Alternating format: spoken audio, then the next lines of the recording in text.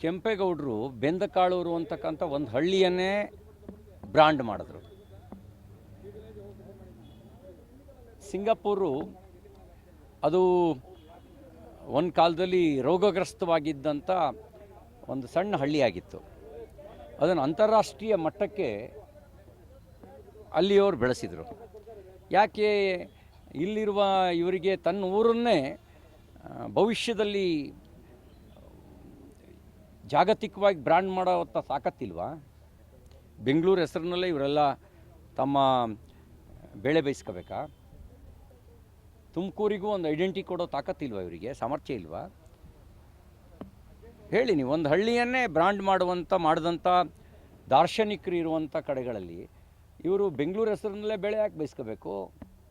ಈಗ ತುಮಕೂರಿಗೂ ಒಂದು ಅದರ ಹೆಸರನ್ನೇ ಒಂದು ಜಾಗತಿಕ ಮಟ್ಟಕ್ಕೆ ಏರಿಸೋದಕ್ಕೆ ಬರೋದಿಲ್ವಾ? ಎಷ್ಟೋ ಜನ ಒಂದೊಂದು ಹಳ್ಳಿಯನ್ನೇ ಜಾಗತಿಕ ಮಟ್ಟಕ್ಕೆ ಬೆಳೆಸಿದ್ದಾರೆ. ಇವರು ಕೆಂಪೇಗೌಡರ ಬೆಂಗಳೂರಿನ ಹೆಸರಿನಲ್ಲೇ ಬೆಳೆ ಬೇಯಿಸ್ಕೊಳ್ಬೇಕು ಅಂತ ನೋಡ್ತಾರೆ. ಇದೊಂದು ಬೆಳೆ ಬೇಯಿಸ್ಕೊಳ್ಳೋ ತಂತ್ರ.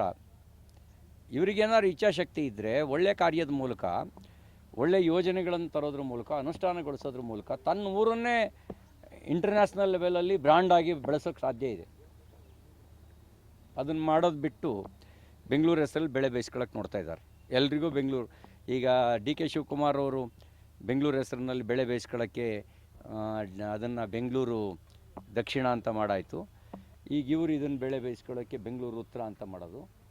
ಇಡೀ ರಾಜ್ಯನೇ ಬೆಂಗಳೂರು ಅಂತ ಮಾಡಿಬಿಡಲಿ, ಯಾರು ಬೇಡ ಅಂತಾರೆ? ಇಡೀ ರಾಜ್ಯನೇ. ಯಾಕೆಂದ್ರೆ ಇವ್ರು ಯಾರಿಗೂ ಇಚ್ಛಾಶಕ್ತಿ ಇಲ್ಲ ತನ್ನ ಊರನ್ನೇ ಒಂದು ಬ್ರ್ಯಾಂಡ್ ಮಾಡ್ಬೋದು ಅನ್ನೋಂಥ ಇಚ್ಛಾಶಕ್ತಿಯೇ ಇಲ್ಲ ಇವರಿಗೆ.